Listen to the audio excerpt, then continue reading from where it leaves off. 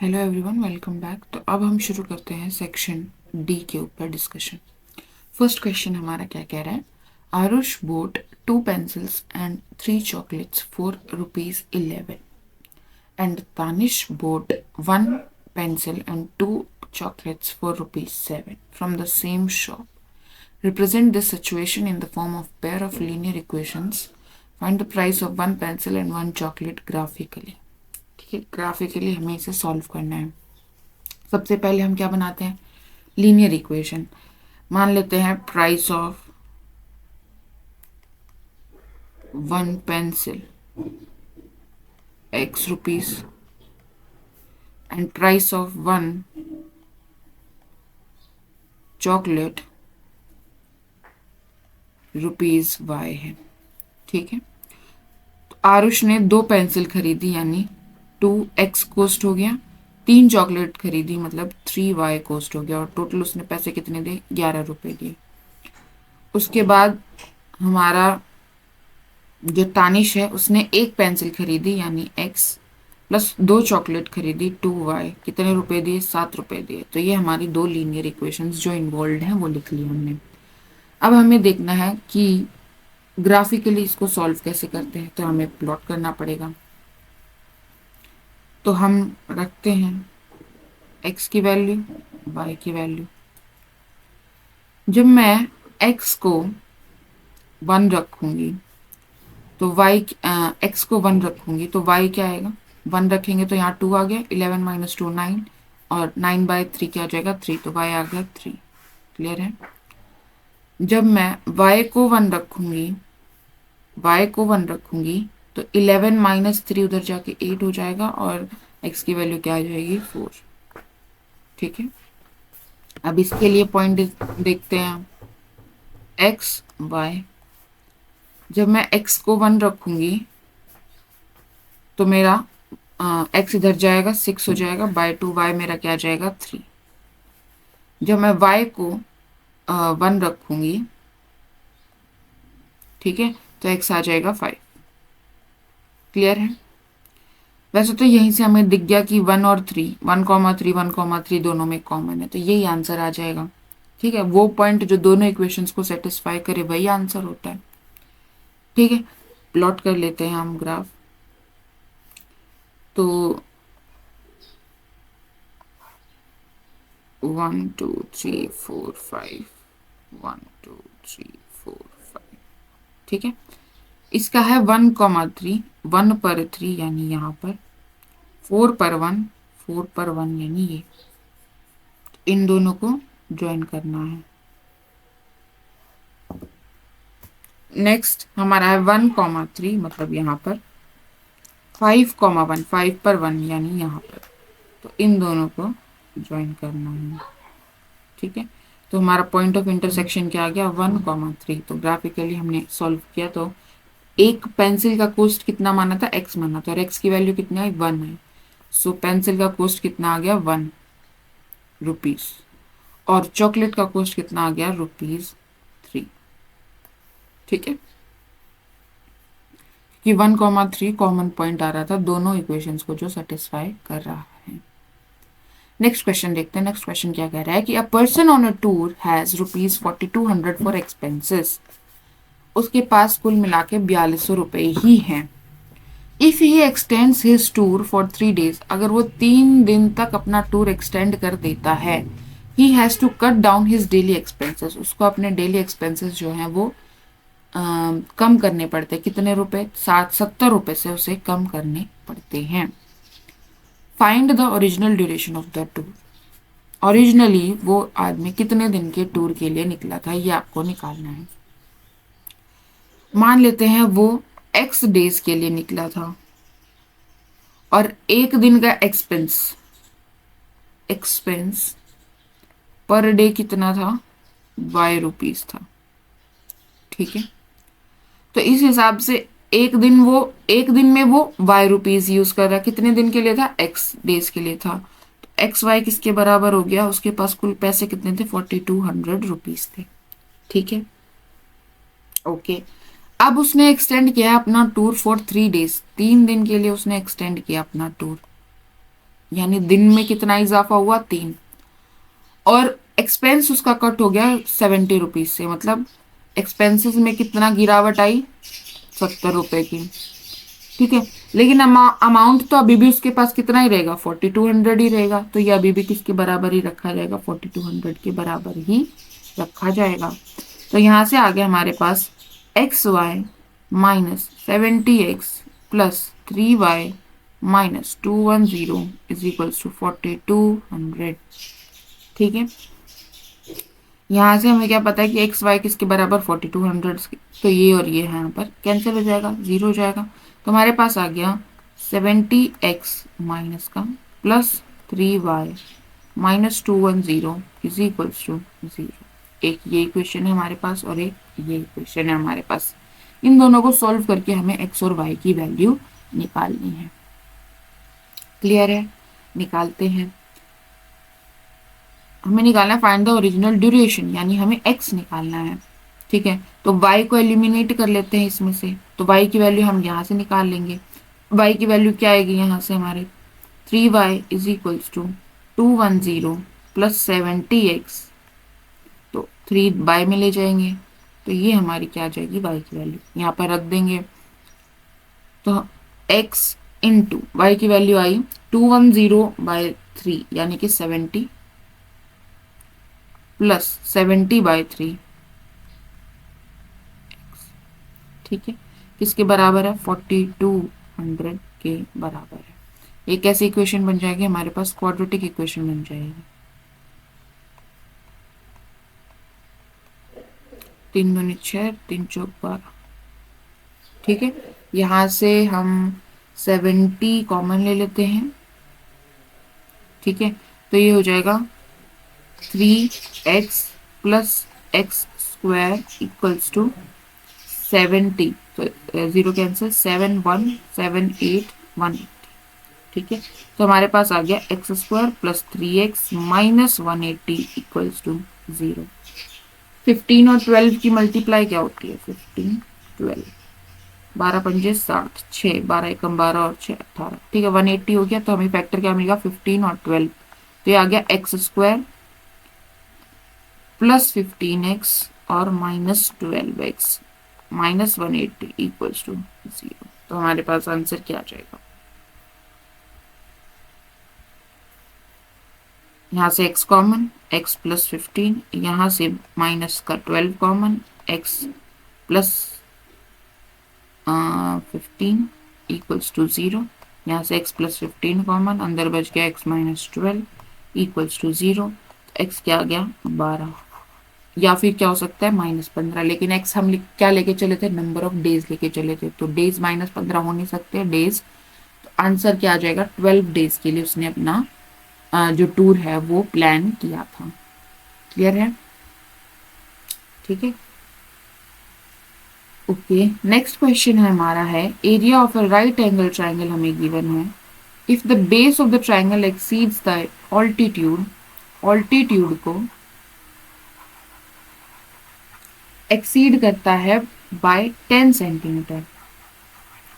तो हमें सारे डायमेंशंस निकालने हैं ट्राइंगल के, मतलब हमें बेस भी निकालना है, ऑल्टीट्यूड भी निकालना है और हाइपोटेन्यूज भी निकालना है। ठीक है, तो देखते हैं इस क्वेश्चन में हमारे पास है एरिया गिवन है। एरिया क्या होता है, 1/2 इंटू बेस इंटू हाइट।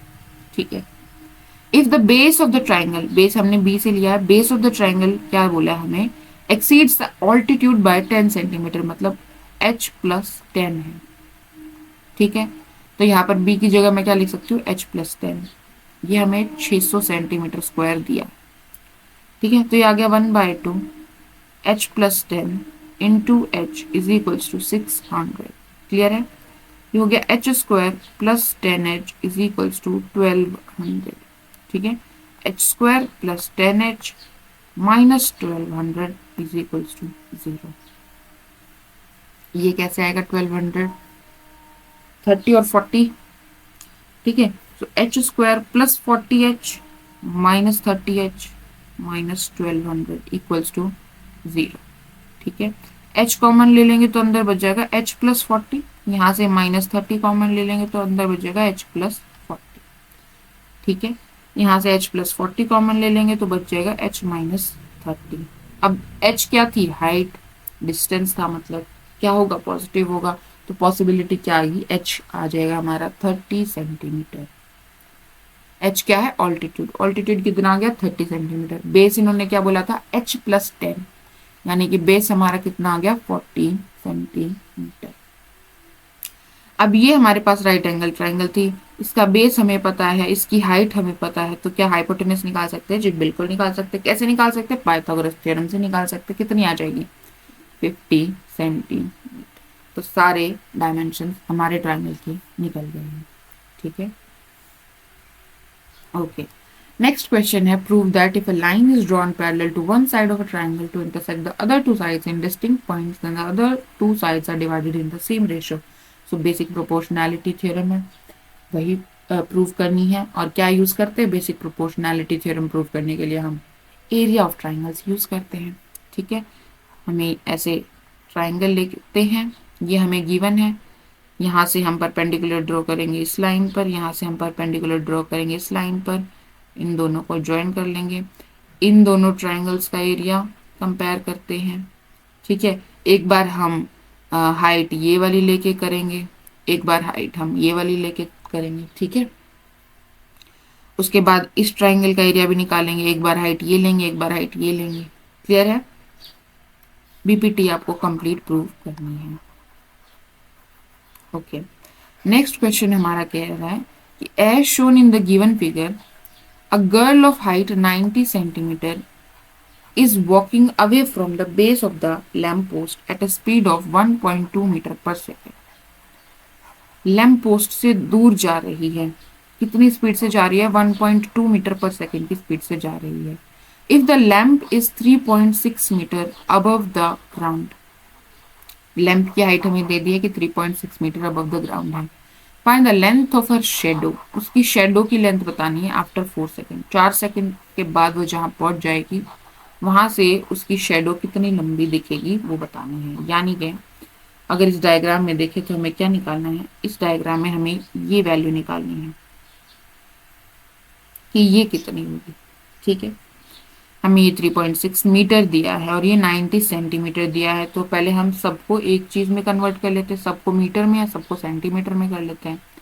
तो इसको हम मीटर में कर लेते हैं, तो क्या हो जाएगा 90/100, यानी कि 0.9 मीटर हो जाएगा। क्लियर है, okay. Is walking from the base of the lamp post at a speed of 1.2 metre per second, speed हमें दी है 1.2 मीटर पर सेकेंड। ठीक है, हमें बताना है find the length of a shadow after 4 second. तो 4 सेकेंड में वो कितना डिस्टेंस ट्रेवल कर लेगी, 1.2 इंटू 4, स्पीड इंटू टाइम हमें क्या दे देगा, डिस्टेंस। तो कितना डिस्टेंस ट्रेवल कर लेगी, 4.8 मीटर डिस्टेंस ट्रेवल कर लेगी। तो हमें ये पता चल गया कितना है, 4.8 मीटर। ठीक है, ये हमें पता है ये कितना है, 0.9 मीटर। हमें निकालना है ये वाली वैल्यू क्या होगी। ओके, तो बताओ कौन सी ट्रिग्नोमेट्रिक रेशो, अच्छा ट्रिग्नोमेट्रिक रेशो की जरूरत नहीं पड़ेगी। देखो ये 90 डिग्री है, ये भी 90 डिग्री है, कोरस्पॉन्डिंग एंगल्स बराबर हैं, तो जो लाइन ए बी है वो पैरेलल हो जाएगी लाइन सी डी के। ठीक है, और अगर एक हमने लाइन ड्रॉ की है सी डी जो कि पैरेलल है ट्राइंगल की एक साइड से, तो हमें क्या पता है बीपीटी से कि वो बाकी जो दो साइड्स हैं उनको सेम रेशो में डिवाइड कर रही होगी, या तो वहां से कर सकते हैं। ठीक है, और इसी में हमें कोरोलरी भी देखी थी कि C D by A B की जो रेशो है वो किसके बराबर आएगी, D E by B D, B E के बराबर आती है। यहाँ पर और क्या देख सकते हैं हम, सिमिलैरिटी क्राइटेरिया भी देख सकते हैं। देखो सिमिलैरिटी से करते हैं, सिमिलैरिटी कहाँ दिख रही है इसमें, एक तो ये राइट एंगल सेम है और एक एंगल कॉमन है, तो एंगल एंगल से ये दोनों ट्राइंगल्स क्या हो जाएंगे, सिमिलर। कौन सी triangle, triangle A B E और ट्राइंगल ए सी डी ई, ये दोनों ट्राइंगल्स आपस में क्या हो जाएंगी, सिमिलर हो जाएंगी। कौन सी, एंगल एंगल सिमिलैरिटी क्राइटेरिया से। ठीक है। और जैसे ही ये सिमिलर होंगी वहां से हमें पता चल जाएगा कि जो इनकी साइड्स हैं उनकी रेशियो क्या होगी, सेम होगी। तो C D upon A B किसके बराबर हो जाएगा, D E upon B E के बराबर हो जाएगा।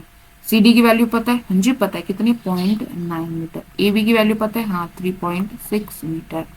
डी ई की वैल्यू पता है, नहीं पता है, निकालनी है। बी ई की वैल्यू पता है, बी ई को मैं क्या लिख सकती हूँ, B D plus D E लिख सकती हूँ, यानी 4.8 प्लस डी ई हो जाएगा। ठीक है, तो क्रॉस मल्टीप्लाई करेंगे तो क्या आ जाएगा, 0.9 इंटू 4.8, 9 8 72, 7 9 चौक 36 और 7 हो जाएगा। ठीक है, plus 0.9 D E is equals to 3.6 D. ठीक है, ये इधर जाके माइनस का हो जाएगा, तो ये हो जाएगा 2.7 D E is equals to 4.32। ठीक है, तो डी ई की लेंथ क्या आ जाएगी, 4.32 डिवाइड बाई 2.7। ठीक है, हाँ जी ठीक है। तो नीचे 2 0 और ऊपर 1 0, ये कैंसिल हो जाएगी। अब बताओ किस पे जाएगा, 1 पे, 0.12 में से 7 गए 5, 2 में से 1 गया, सॉरी यहाँ पर तो 0, 2, 13 में से 7 गए 6, 3 में से हो गया 1, 0। अब किस पे जाएगा, ये जाएगा 8 7 56, 5 8 2 16 और 5, 7 7 49, 4 7 2 14 और 4 18, 6 6 2 12, 6 7 42। तो 1.6 मीटर हमारा आंसर आ जाएगा। क्लियर है, ओके आगे बढ़ते हैं।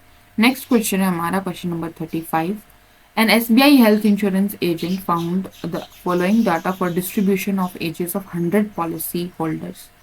100 पॉलिसी होल्डर्स का डाटा हमें दिया है। पॉलिसी जो है वो 15 ईयर से 60 ईयर के बीच में ही दी जाती है। हमें निकालना है मॉडल एज क्या होगी और मीडियन एज क्या होगी, मतलब आपको मोड निकालना है और मीडियन निकालना है। सो मोड निकालने के लिए सबसे पहले हम लोकेट कर लेते हैं कि सबसे ज्यादा पॉसिबिलिटी कहाँ है, सबसे ज्यादा फ्रीक्वेंसी कहाँ है। तो हमारी कहाँ है, यहाँ पर है 33 वाला, तो ये हो जाएगी हमारी मॉडल क्लास। अब हम यहाँ से निकालेंगे मोड क्या आएगा हमारा। ठीक है, मोड का फॉर्मूला क्या होता है हमारे पास, L plus F1 minus F0 bye twice of F1 minus F0 minus F2 into H। ठीक है, यही होता है। L क्या हो गई हमारी, lower limit of the modal class, तो लोअर लिमिट क्या है हमारे पास 35 प्लस F1 हो गया हमारे पास frequency of the modal class, frequency कितनी है 33। F0 हो गया frequency of the preceding modal class, तो प्रीसीडिंग मॉडल क्लास की हमारे पास 21 है। ठीक है, तो ये हो जाएगा 66 माइनस 21 और सक्सीडिंग F2 हो जाएगा यानी माइनस का 11 इंटू H। हाइट कितनी है हमारे पास, मतलब विड्थ कितनी है क्लासेस की, 5। ठीक है, तो ये आ गया 35 plus 33 minus 21, 3 minus 1 2, 3 minus 2 1 upon 66 minus 21 minus 32 हो गया। ठीक है, 6 माइनस 2 4, 6 माइनस 3 इंटू 5। क्लियर है, तो ये हो जाएगा 2 6 2 17, 15 5 6 30, 30/17। सो ये हो जाएगा 35 प्लस 1 पॉइंट बच गया कितना 13, 130, सो 7। ठीक है, तो अप्रोक्सीमेटली 36.7 हमारे पास मोड आ जाएगा। ठीक है, अब हमें क्या निकालना है, मीडियन निकालना है। मीडियन निकालने के लिए क्या करेंगे, मीडियन क्या होता है, मिडल वैल्यू। तो हमारे पास टोटल कितनी पॉलिसीज है, 100 पॉलिसीज है, तो अराउंड 50। ठीक है,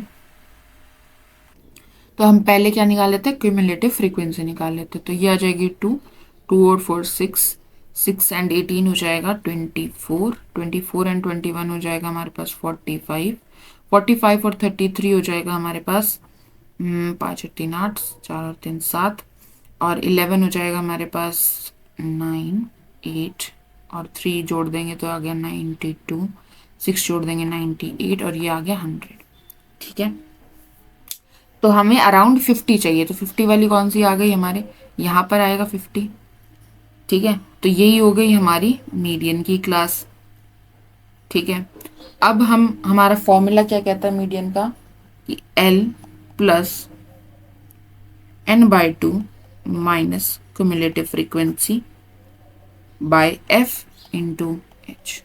ठीक है, सो लोअर लिमिट हमारी आ जाएगी 35 प्लस n/2 आ गया 50 minus cumulative frequency of the preceding, तो cumulative frequency of the preceding कितनी है 45।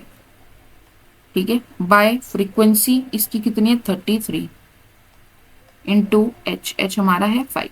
ठीक है, सो 50 में से 45 गए तो 5/33 गुना में 5 प्लस 5, तो हो गया 25/33। ठीक है, तो ये आ जाएगा 35 प्लस 0.250/33, तो किस पे जाएगा 7, 7 या 21, 7 या 21, 8 8 या 24, 7 पे चला जाएगा। सो 35.7 अप्रोक्सीमेटली हमारा क्या आ जाएगा, मीडियन आ जाएगा। क्लियर है? ओके, नेक्स्ट हमारा आता है सेक्शन ई। इसमें हमारी है केस स्टडीज। ठीक है, अब हम ये देखते हैं।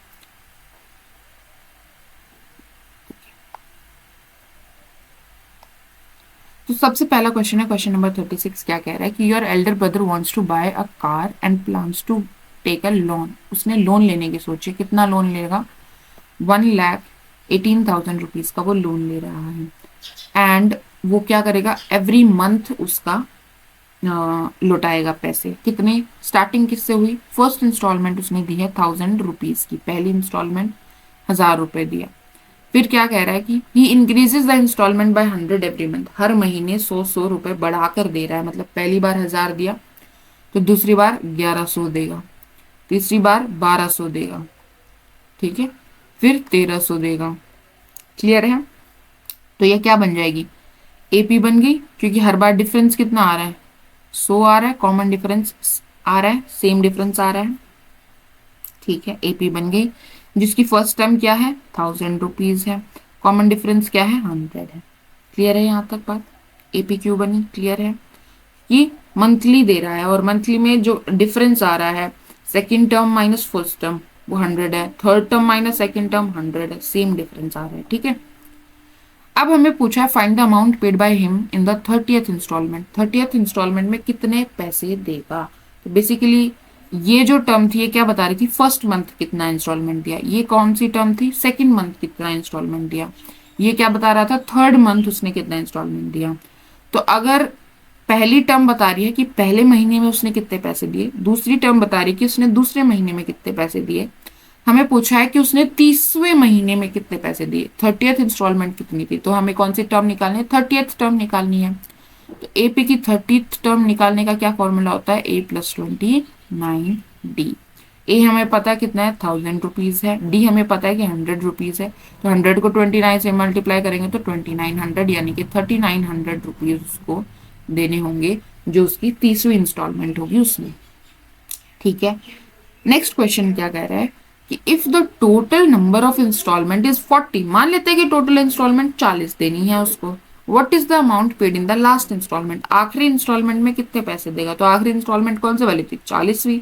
तो 40वीं इंस्टॉलमेंट कैसे निकालेंगे, हमें A40 निकालना है, वो क्या होगा A+39D।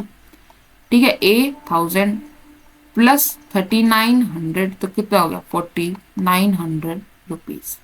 क्लियर है? नेक्स्ट पूछा है what amount does he still have to pay after the 30th instalment. 30वीं इंस्टॉलमेंट उसने दे दी, उसके बाद उसको कितना और पैसा देना होगा। उसने लिया कितना था, 1,18,000 रुपए। फिर हम देखेंगे वो 30th इंस्टॉलमेंट तक कितना पैसा वापस कर चुका है। और वो माइनस कर देंगे तो हमें पता चल जाएगा कि और उसको कितना देना है। ठीक है, तो कैसे पता चलेगा कि वो 30वीं इंस्टॉलमेंट तक कितने पैसे दे चुका है? ये उसने पहली इंस्टॉलमेंट में दिए, ये उसने दूसरी इंस्टॉलमेंट में दिए। सो दूसरी इंस्टॉलमेंट तक वो 2100 रुपए वापस कर चुका है। फिर तीसरी भी दे दी उसने, तो कितने पैसे वापस कर चुका है? वो 3300 पैसे वापस कर चुका है, 3300 रुपए। ठीक है, तो 30वीं इंस्टॉलमेंट में कैसे निकालेंगे? हमें सम निकालना होगा, एपी का सम का फॉर्मूला लगेगा, क्योंकि टोटल अमाउंट निकालना है कि वो 30वीं इंस्टॉलमेंट तक कितने पैसे वापस कर चुका है। ठीक है, तो हमें क्या निकालना है? S30। इसका formula n/2 first term a plus last term, मतलब A30 हमें पता है, इसलिए मैं ये वाला फॉर्मूला लगा रही हूँ। ठीक है, तो ये आ जाएगा 15 इंटू ए 1000 रुपीज है, A30 क्या है हमारे पास? 3900, तो ये आ जाएगा 4900। ठीक है, 15 इंटू 4900 हमारे पास क्या आ जाएगा? S30 आ जाएगा। क्लियर है यहाँ तक? तो ये आ गया हमारे पास 0 0 135 13 40 और 13, 60 और 13 कितना हो जाएगा? 73। ठीक है, इतने रुपए वो वापस कर चुका है। अभी उसे कितना देना और है ये हमें निकालना है, तो हमें इसको माइनस करना पड़ेगा। कितने में से? 1,18,000 में से माइनस कर देंगे, तो कितना आ जाएगा हमारे पास? 005। ठीक है, यहाँ से आ गया हमारे पास 734 और यहाँ पर आ गया 1174। इतना पैसा और देना है उसको। ठीक है, सेकेंड पार्ट में क्या पूछा है कि find the ratio of the 10th instalment to the last instalment. मतलब हमें A10 बाय लास्ट इंस्टॉलमेंट कौन सी थी? 40th थी, तो A40, तो A plus 9D by A plus 39D, तो ये आ जाएगा A प्लस 9D, मतलब 1000 प्लस 900 तो 1900, और 1000 प्लस 3900 तो हो गया 4900। तो रेशो क्या आ गई? 19/49। ठीक है, अच्छा अब आप कहोगे कि क्या पता ये तो इसमें मानने के लिए लिखा हो कि 40 इंस्टॉलमेंट्स ही देनी है उसको। ये तो हमें क्लैरिफाई करना चाहिए ना, वेरीफाई करना चाहिए कि 40 ही इंस्टॉलमेंट है, 40 इंस्टॉलमेंट ही लास्ट इंस्टॉलमेंट होगी। तो ये कैसे वेरीफाई करेंगे? हम निकाल लेते हैं, सम निकाल लेते हैं। 40 इंस्टॉलमेंट में कितना अमाउंट वापस कर देगा? ठीक है, तो ये क्या हो जाएगा? 40/2 इंटू ए प्लस 40th इंस्टॉलमेंट क्या है हमें वो भी पता है, क्या है? 4900 है। ठीक है, यही वाला फॉर्मूला लगाया मैंने, तो यहाँ पर आ जाएगा 5900 इंटू 20 000, ये आ गया 118। तो 40 इंस्टॉलमेंट में जितना पैसा उसने लिया था उतना वो पैसा लौटा देगा। तो 40th इंस्टॉलमेंट जो होगी वही लास्ट इंस्टॉलमेंट होगी। ठीक है, क्लियर है? आगे बढ़ते हैं। नेक्स्ट क्वेश्चन है हमारा एप्लीकेशन ऑफ ट्रिग्नोमेट्री पर बेस्ड है। इसमें क्या दिया है कि एक बिल्डिंग है, ठीक है, वहां से हम एक कार को देख रहे थे जो कि बिल्डिंग की तरफ आ रही है। ठीक है, कार एक यूनिफॉर्म स्पीड से चल रही है, हम मान लेते हैं वो x मीटर पर सेकंड की स्पीड से चल रही है। ठीक है, जब उसने उसको पहली बार देखा तो एंगल ऑफ डिप्रेशन था 30 डिग्री। ठीक है, जब उसने दूसरी बार देखा तो एंगल ऑफ डिप्रेशन कितना हो गया? 60 डिग्री। कितनी देर बाद देखा उसने? 6 सेकेंड बाद देखा। तो 6 सेकेंड्स में x मीटर पर सेकेंड की स्पीड से वो कितना डिस्टेंस ट्रेवल कर चुकी होगी? 6x डिस्टेंस ट्रेवल कर चुकी होगी। ये हमें दे दिया है कि ये 25 है। यहां तक क्लियर है? अब ये जो है ये हमारी हॉरिजॉन्टल लाइन जो पैरेलल होगी ग्राउंड के, तो ये 30 डिग्री, तो ये कितना हो जाएगा? 30 डिग्री। ये 60 डिग्री, तो ये कितना हो जाएगा? 60 डिग्री। ठीक है, ये हमारी राइट एंगल ट्राइंगल हो जाएगी। एक हमारी हो जाएगी ABC, एक हो जाएगी ADB। ठीक है, ओके। हमें क्वेश्चंस क्या पूछे हैं? पहला क्वेश्चन पूछा है what is the height of the building. Building की हाइट क्या होगी? बिल्डिंग की हाइट क्या होगी? मतलब हमें ये निकालना है, हमें ये पता है। तो ये जो ट्राइंगल है हमारे पास, इसमें हम AB और BC को कैसे रिलेट कर सकते हैं? AB और BC को हम रिलेट कर सकते हैं यूजिंग 10। ठीक है, तो हमारे पास 10 60 डिग्री क्या होता है? AB upon BC perpendicular by base. A B पता है, नहीं पता है, बी सी पता है, हाँ पता है, कितना है 25। सो 25 10 60 डिग्री क्या आ जाएगा, ए बी आ जाएगा। ठीक है, 10 60 डिग्री की वैल्यू होती है √3, तो 25 √3 मीटर हमारे पास आ गई बिल्डिंग की हाइट। ठीक है, क्लियर है। ओके, नेक्स्ट क्वेश्चन पूछा है what is the distance between the two positions of the car. ये डिस्टेंस निकालना हमें, मतलब 6x की वैल्यू निकालनी है। 6x की वैल्यू निकालने के लिए हमें x की वैल्यू चाहिए एंड वी आर डन। ठीक है, कैसे निकालेंगे, अब ये मुझे पता चल गई कि ये 25 √3 मीटर है। तो जो बड़ा वाला ट्राइंगल है, ट्राइंगल कौन सा, ए डी बी, यहाँ पर राइट एंगल कहाँ है, बी पर है, एंगल बी इज 90 डिग्री। ठीक है, अगेन मुझे किसको रिलेट करना है, ए बी को और डी बी को रिलेट करना है, तो मैं क्या यूज करूंगी 10 30 डिग्री किसके बराबर हो जाएगा, A B upon B D. Correct है, ए बी की वैल्यू पता है कितनी है 25 √3, बी डी की वैल्यू, बी डी को मैं क्या लिख सकती हूँ, D C plus B C लिख सकती हूँ। ठीक है, इसके बराबर है 10 30 डिग्री के, तो 10 30 डिग्री होता है 1/√3, इसके बराबर आ गया 25 √3। डी सी क्या हमने लिया, 6x लिया, बी सी क्या लिया, बी सी हमने 25 लिया है। तो हमारे पास आ गया 25 प्लस 6x बराबर 25 इंटू 3 यानी कि 75। तो 6x किसके बराबर आ गया, 50 के बराबर है, x आ गया हमारे पास 50/6। x हमने क्या ली थी, स्पीड ली थी, तो ये आ गई 50/6 मीटर पर सेकंड की स्पीड से वो चल रही है, क्या चल रही है, गाड़ी चल रही है। ठीक है, हमें ये निकालना है what is the distance between the two position. हमें किसकी वैल्यू निकालनी है, 6x की वैल्यू निकालनी है, ये किसकी है, x की वैल्यू, तो 6 से मल्टीप्लाई करके लिखना पड़ेगा, तो कितना डिस्टेंस आ जाएगा, 50 मीटर डिस्टेंस आ जाएगा। क्लियर है। नेक्स्ट क्वेश्चन क्या कह रहा है, what would be the total time taken by the car to reach the foot of the building from the starting point. Starting point से बिल्डिंग के फुट तक पहुंचने में गाड़ी को कितना समय लगेगा। तो ये डिस्टेंस हमने निकाल लिया कि 50 मीटर है, ये डिस्टेंस कितना है 25 मीटर है, तो टोटल डिस्टेंस हो गया 75 मीटर। डिस्टेंस को अगर मैं स्पीड से डिवाइड कर दूं तो हमारे पास क्या आ जाएगा, टोटल टाइम टेकन आ जाएगा। स्पीड हमने निकाली थी x, कितनी आई थी 50/6, तो इससे डिवाइड कर देंगे। ठीक है, तो ये हो गया 25 दूनी 50, 25 3 75, 2 3 6, तो कितना आ गया 9 सेकेंड टाइम लगेगा। क्लियर है, पूरा टोटल निकालने की जरूरत नहीं थी, हमें क्या पता था कि यहां से यहां जाने में उसको कितना टाइम लग रहा है, 6 सेकेंड लग रही है। हमें सिर्फ इतना निकालना था कि ये बाकी जो बचा हुआ 25 मीटर इसको ट्रेवल करने में कितना टाइम लगेगा, तो हम सिंपली 25 को भी 50/6 से डिवाइड कर सकते थे, क्योंकि हमें हमारी स्पीड क्या निकली थी गाड़ी की 50/6 मीटर पर सेकेंड। तो यहाँ से कितना आ गया 3 सेकेंड, तो यहाँ लगा इस यहाँ से यहाँ आने में 6 सेकेंड, यहाँ से यहाँ 3 सेकेंड, तो टोटल टाइम कितना हो गया 9 सेकेंड। क्लियर है। नेक्स्ट क्वेश्चन पूछ रहा है what is the distance of the observer from the car when it makes an angle 60 degree. Observer का डिस्टेंस कितना है कार से जब एंगल 60 डिग्री है, तो एंगल 60 डिग्री है यहाँ पर, तो ये पूछ रहा है कि ये डिस्टेंस कितना है, ऑब्जर्वर का कार से डिस्टेंस कितना है। तो ये क्या है, ट्राइंगल ए बी सी में ये क्या है, हाइपोटेन्यूज है। हाइपोटेन्यूज कैसे निकाल सकते हैं, कोस यूज कर सकते हैं। ठीक है, कोस 60 डिग्री किसके बराबर हो जाएगा, बेस, बेस क्या है हमारा बी सी, बाय हाइपोटेन्यूज कितनी है ए सी। ठीक है, बीसी की वैल्यू पता है, हाँ जी पता है, कितनी 25। एसी की वैल्यू पता है, नहीं पता। कोस 60 पता है, हाँ जी पता है 1/2, तो एसी क्या आ जाएगा हमारा 50 मीटर। क्लियर है, क्लियर है, हाँ जी आगे बढ़ते हैं। नेक्स्ट क्वेश्चन है हमारा based on surface area and volume. हम संडे को एक मेले में गए, ठीक है, टॉयज हमने खरीदे हैं, एक रूबिक्स क्यूब खरीदा है और एक हमने स्ट्रॉबेरी आइसक्रीम खरीदी है, शेप बना के हमें दी है।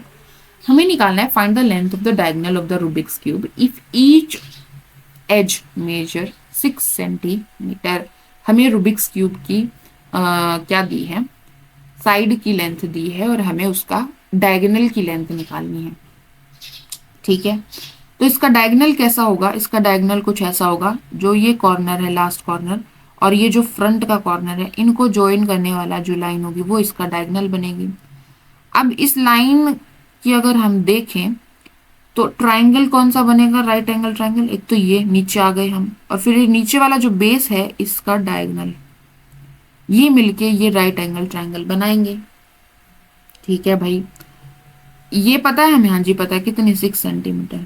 क्या ये पता है हमें? पता तो नहीं है पर निकाल सकते हैं। कैसे निकाल सकते हैं? बेस क्या है हमारा, एक स्क्वायर है, उसका डायगोनल ये 6 है, ये 6 है, ये 90 डिग्री है, तो ये कितनी हो गई, 6 का स्क्वायर 36, 6 का स्क्वायर 36, 36 प्लस 36 का स्क्वायर रूट हो जाएगी, यानी ये क्या हो जाएगी, 6√2 हो जाएगी। ये भी पता चल गई कितनी है, 6√2 सेंटीमीटर है। तो ये कैसे निकालेंगे, अगेन यहाँ पर क्या है 90 डिग्री, तो 6 का स्क्वायर 36 प्लस 6√2 का स्क्वायर कितना हो जाएगा, 36 इंटू 2 यानी कि 72 हो जाएगा। तो ये हो जाएगा √108, ठीक है, यानी कि 6√3 सेंटीमीटर हो जाएगा। ठीक है, तरीका समझ आया। वैसे इसका सिर्फ फॉर्मूला आप याद रख सकते हो, √3a हमारा क्या हो जाता है, डायगोनल हो जाता है, किसका, क्यूब का। वहीं अगर स्क्वायर के डायगोनल की बात करें, सिर्फ स्क्वायर हमें दिया है और उसकी साइड हमें दी है और उसकी डायगोनल हमें बताना है, तो वो क्या हो जाता है, √2a हो जाता है। ठीक है, क्लियर है, ओके। नेक्स्ट क्वेश्चन पूछा है, find the volume of the Rubik's cube if the length of the edge is 7 centimetre. तो क्यूब है, क्यूब की वॉल्यूम क्या होती है, साइड का क्यूब कर देते हैं। ठीक है, हमें कितनी दी है, 5 सेंटीमीटर दी, सॉरी 7 सेंटीमीटर दी है, तो 7 का क्या कर देंगे, क्यूब कर देंगे, कितना आ जाएगा, 343 सेंटीमीटर क्यूब हमारी क्या आ जाएगी, वॉल्यूम आ जाएगी। नेक्स्ट क्वेश्चन है question number 3, what is the curved surface area of the hemisphere if the base radius is 7 centimetre. ये बेस की जो है रेडियस हमें दी है 7 सेंटीमीटर, हमें निकालना है कर्व्ड सरफेस एरिया, मतलब ये सिर्फ बाहर वाला। ठीक है, तो क्या होता है, 2πr² होता है फॉर्मूला। पाई की वैल्यू रख दीजिए 22/7, आर की वैल्यू रख दीजिए 7, 7 7 7 कैंसिल हो जाएगा, ये हो गया 44 इंटू 7। ठीक है, 7 चौक 28, 2 7 चौक 28 और 2 308 सेंटीमीटर स्क्वायर हमारा क्या आ गया, आंसर आ गया। क्लियर है, नेक्स्ट क्वेश्चन देखते हैं, if 2 cubes of edges 4 centimetre are joint end to end, end to end हमने ज्वाइन कर दिए हैं, तो ये हमारा एक क्यूब था। ठीक है, फिर एक और क्यूब है हमारे पास। ठीक है, इन दोनों को हमने ज्वाइन कर दिया, तो ये कितना हो गया, 4 + 4 8 हो गया, ये कितना है 4 है, पीछे वाला कितना है 4 है। ठीक है, तो सिर्फ एक मेजरमेंट में चेंज हुआ। उसके बाद क्यूबॉइड का सरफेस एरिया क्या होता है, 2 into length into breadth plus breadth into height plus height into length. ठीक है, तो हमारा लेंथ कितनी हो गई, 8 हो गई, बाकी दोनों चीज क्या है, 4 4 है, तो 8 4 ज़ा 32 प्लस 4 4 ज़ा 16 प्लस 8 4 ज़ा 32। ठीक है, इंटू 2, ये हो गया 32 plus 32 64, 64 plus 16 80, 80 into 2 is 160 centimetre square हमारे पास क्या आ जाएगा, सरफेस एरिया आ जाएगा रिजल्टिंग क्यूबॉइड का। क्लियर है, ओके, ग्रेट।